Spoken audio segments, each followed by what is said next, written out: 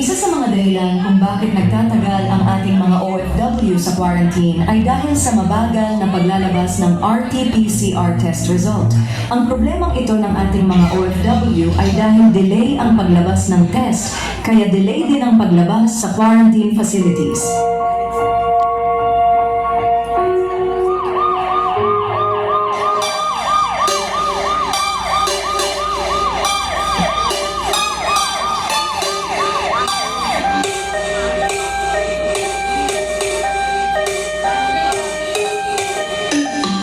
Tol, sa pagdating mo, sasalubong sa iyo ang isang masayang pagdiriwang. Anak, ito na yung pagkakataon hinihintay mo. Isang bahay na marangya, tahanan masasabi mo sa inyo talaga. Mahal, masaya ka namin sasalubungin ng anak mo, ng kuya, at ng mamo. Opo, may bahay na tayo. Ang ganda. Salamat, Tol. Mahula man kami dito, ibigay mo naman ang tangi naming hiling. Masaya kami para sa iyo, anak. Mahalin mo at ingatan mo ang lahat ng pinaghirapan mo. Mahal, wala na ako mahalin pa. Kasi, binigay mo yung lahat sa amin. Wala na rin ako mahanapin pa dahil sa dakilang ama, anak, at asawa.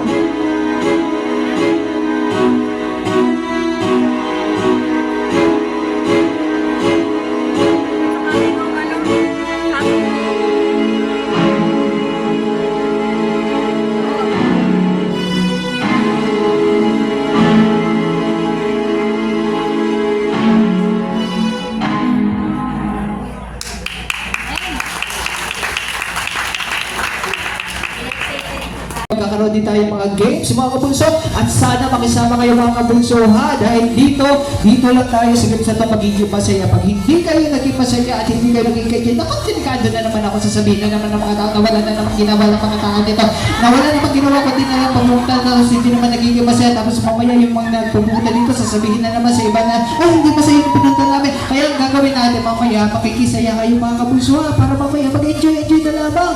At dahil dyan, meron kami ibibigay sa inyo ng mga gifts para mamaya sa mga mananalo. Walang KJ mga kabunso ha, game na game. Okay? Say ho! Say ho ho! Say ho ho! Say ho ho! Say ho ho! Malakas!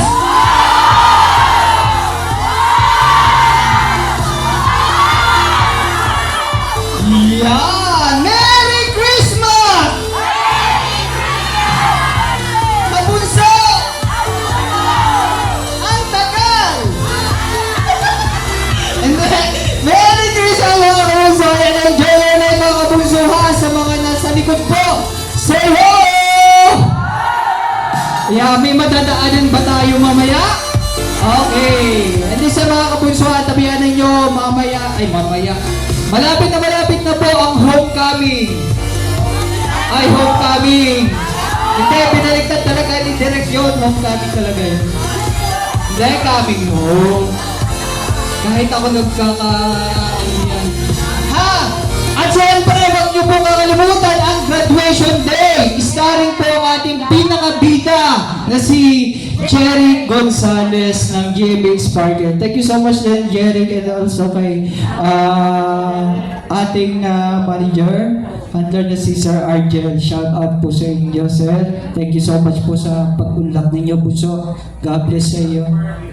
Thank you. Nakakahiya nga sa kanila kasi actually may ganap sila pero nandiyan sila dahil nandito kayo.